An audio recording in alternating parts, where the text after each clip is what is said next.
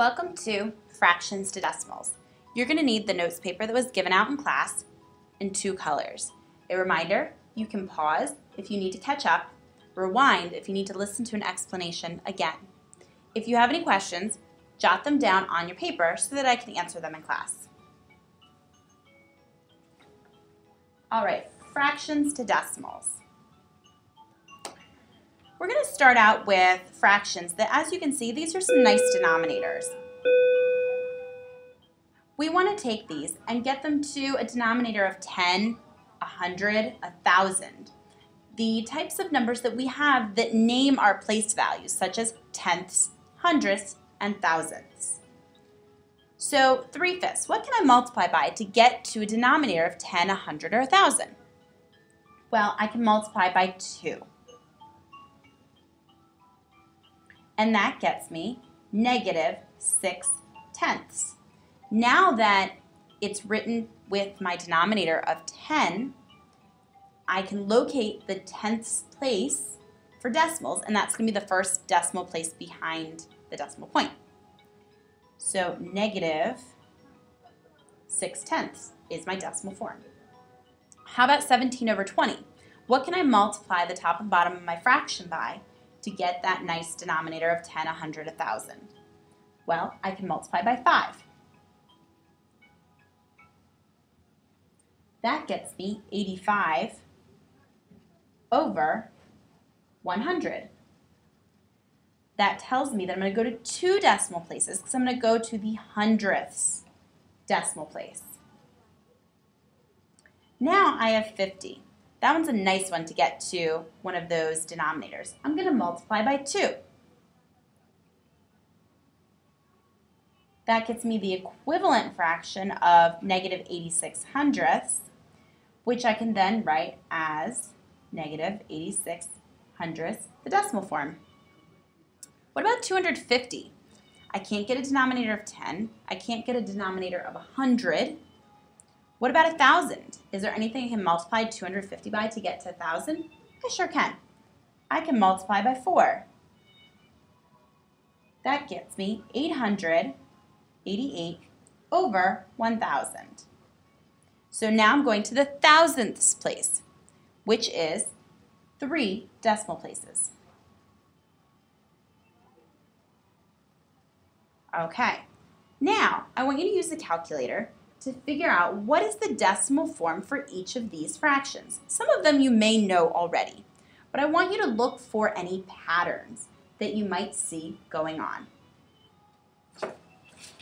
At this time, please pause.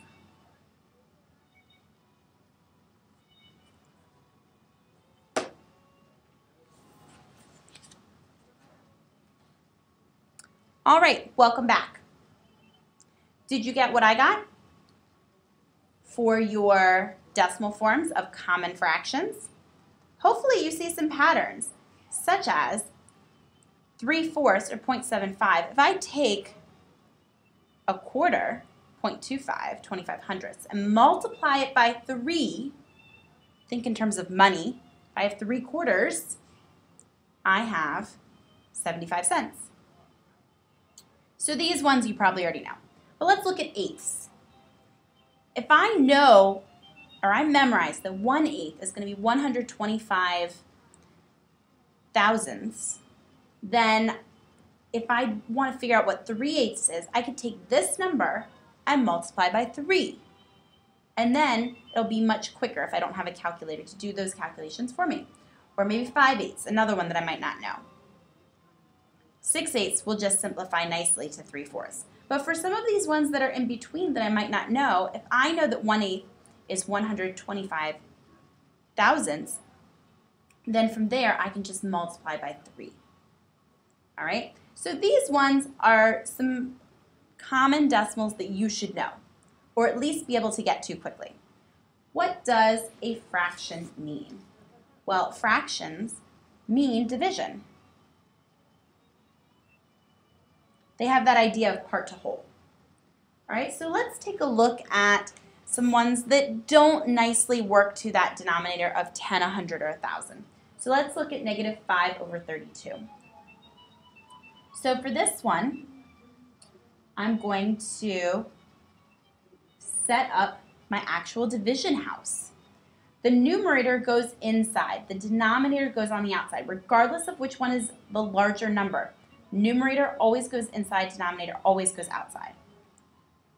Well, I see that 32 can't go into 5, so I'm going to need a decimal point, and I'm going to need to throw some zeros on.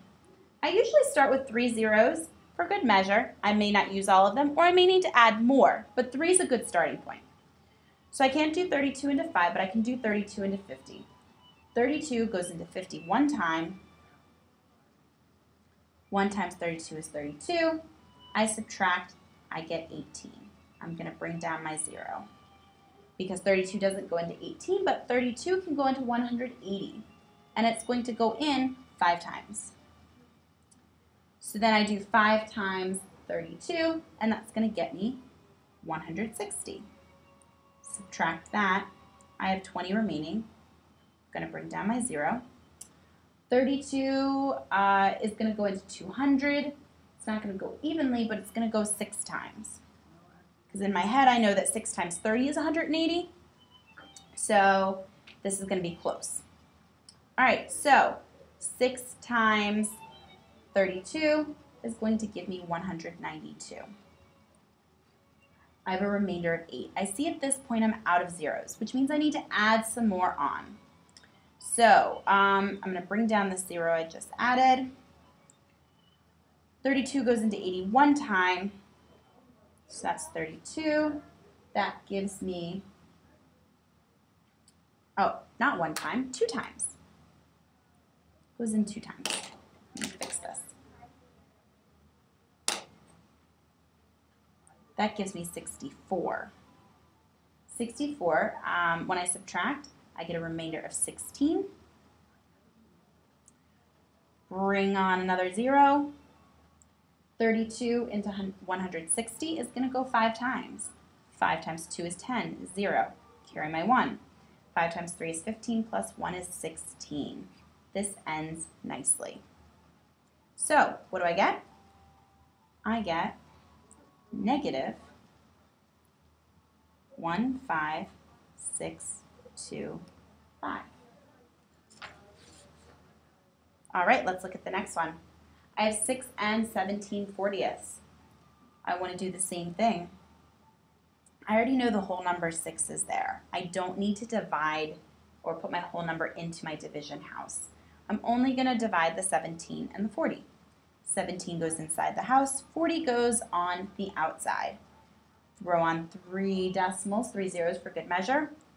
Carry my decimal point up.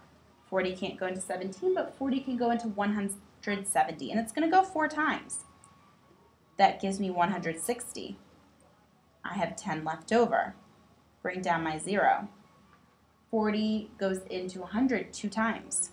That gets me 80. I have 20 left over. Bring down my 0. 40 goes into 200, a nice even 5 times. I have none remaining, so I'm going to stop there. But this is not my final answer. I still have this whole number of 6 to take care of. So therefore, my answer is going to be 6.425, or 6 425 thousandths.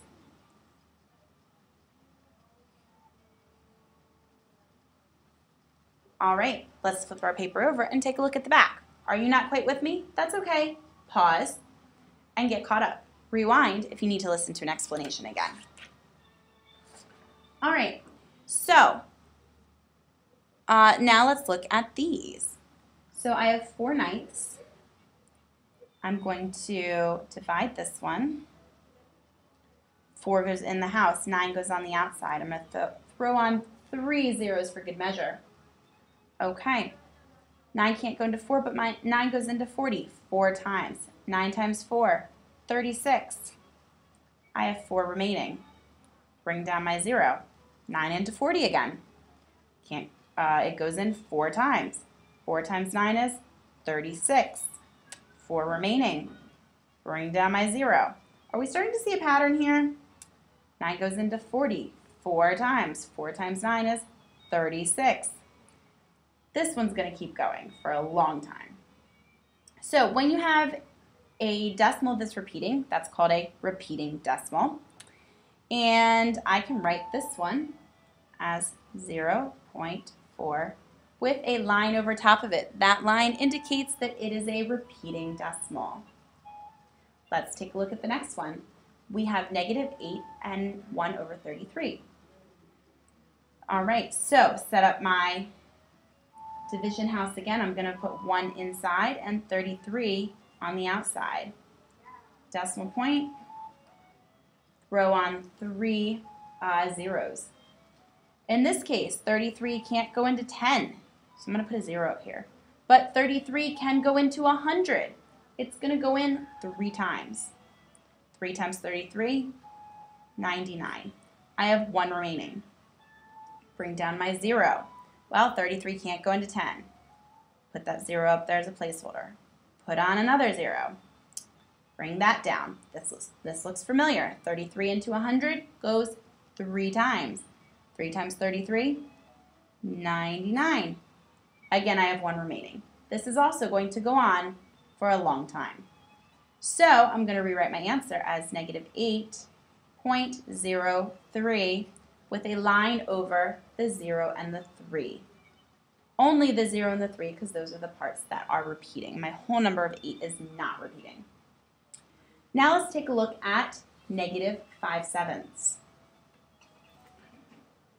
For this one, there's going to be a lot of numbers, so I'm going to use half lines if possible. All right, so I'm going to start here.